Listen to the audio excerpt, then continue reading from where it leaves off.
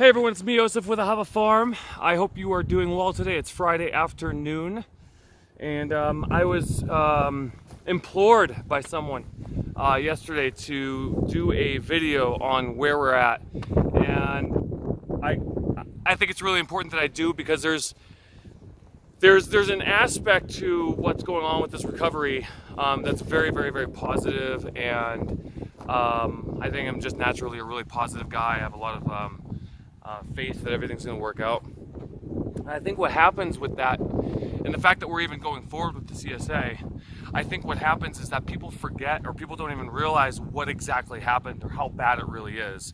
We have people that come out to the farm, the volunteers, the farm pickup members, people that actually come out to the farm and see the destruction firsthand. They realize how bad it truly is. We've already had some complaints. People are complaining that they're not getting enough food and things like that. And look, I mean, the reality is that we don't have much food.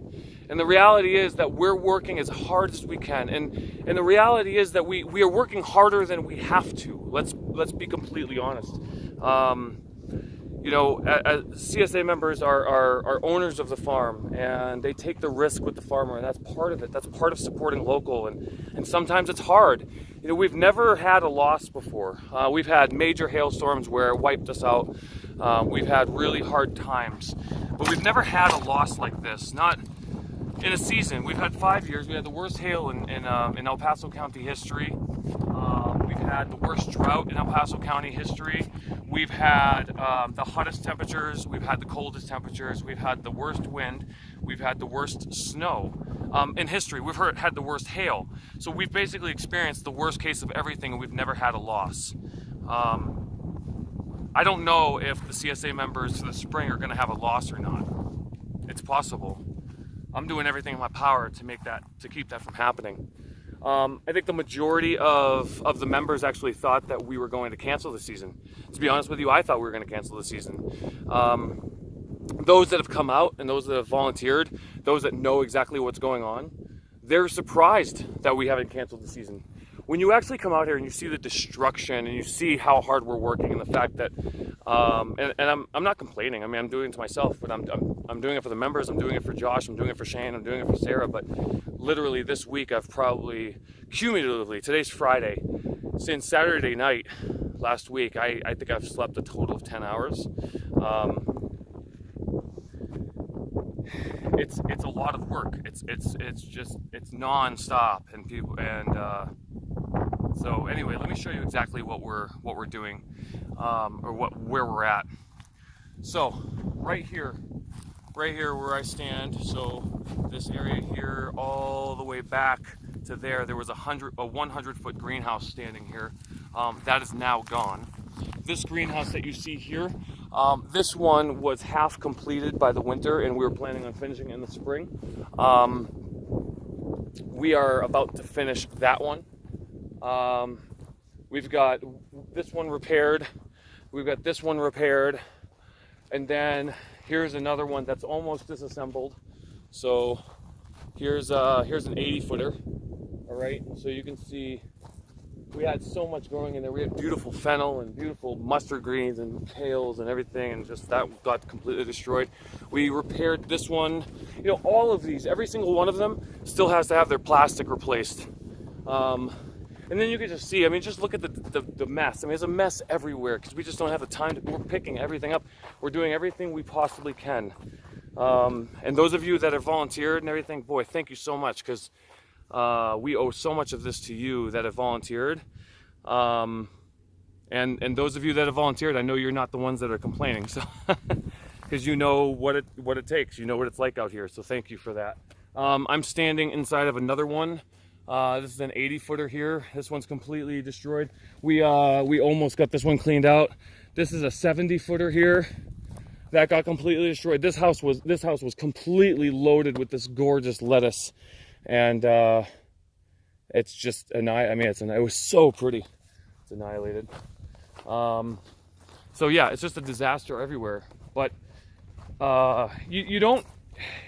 You hear me say like, oh, it's going to be good, it's going to be better, and all this stuff, and you hear all the positivity and stuff. And I think a lot of people just realize, actually people have told me, people have actually said, this is my opinion, people have actually said to me, Joseph, you're so positive on the videos and on Facebook and all of that stuff that I didn't realize it was this bad. And it really is. I mean, there's destruction everywhere. I'm not even pointing all of it out. But let me show you what where we're at here. So this got recommissioned here. So we've got all the green microgreens in here. You know, it's been 3 weeks since the storm. We've done a lot. Let's keep going around here. You know, fencing has been kind of basically put up, but we still have to replace all that fencing. So we haven't actually replaced all that fencing. So we've actually been sealed in here. So we've replaced that fencing down there. That's pretty good. And then we have all of these in. So we've prepped and planted and row covered and irrigated and put in all these tunnels. And so that's a lot of work, guys. So you got to remember, like, not only are we okay, so before this happened, it's the springtime, and the springtime is the busiest time of year. We're just cooking, busy, not sleeping as it is. Then the storm happened, and so we have to clean up and rebuild from that, replant everything, and then we have to try to like cheat the system and try to get ahead. And so we have to prep all of this stuff and build all this stuff from scratch and try to come up with a way to save the season. And then repair all of those greenhouses. So like that, both of those greenhouses right there, they are both repaired. You can see like the plastic. So we still need to like replace the plastic. You can kind of see up here, you know, it's like that on every house. Every house has some damage on it. I'm not sure if you can even see that. I'm sure you can. But they all need to get replaced. And then come on over here. So, oh yeah, and then there was a 100-foot greenhouse here. So this 100-foot greenhouse is all gone.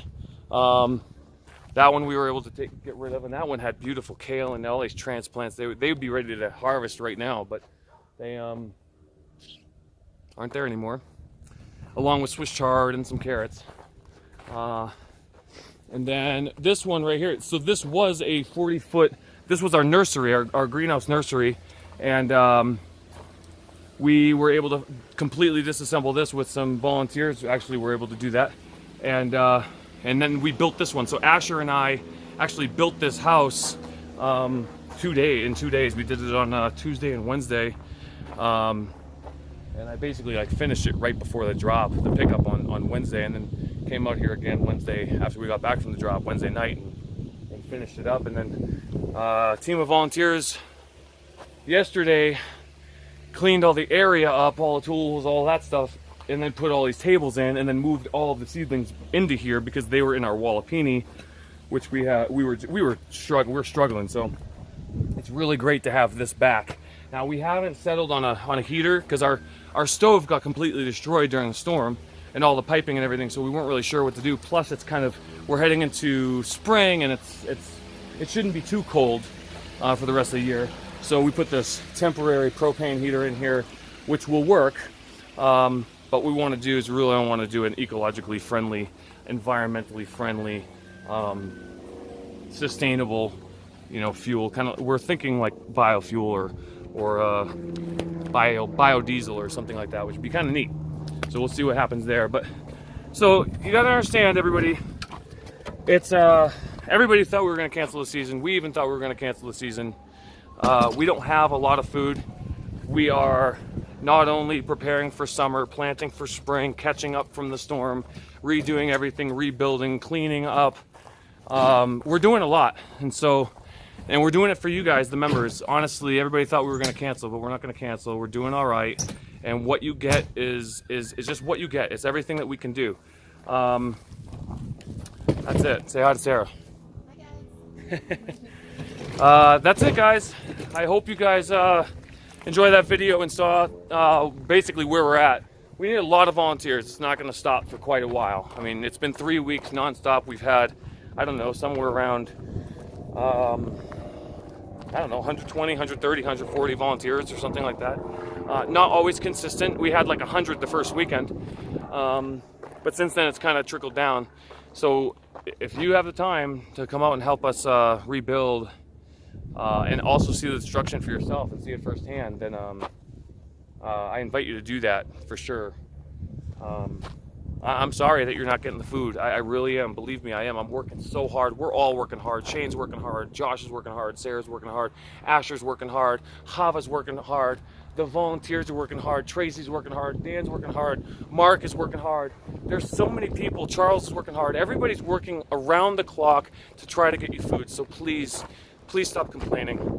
Please, please come out yourself and help. I know I'm sounding like I'm whining. And maybe I am a little bit. I'm taking it a little bit personally. When you work so hard and you care so much and people complain still, I do take it personally. And I really want, I don't know, I care so much about the community, and I care so much about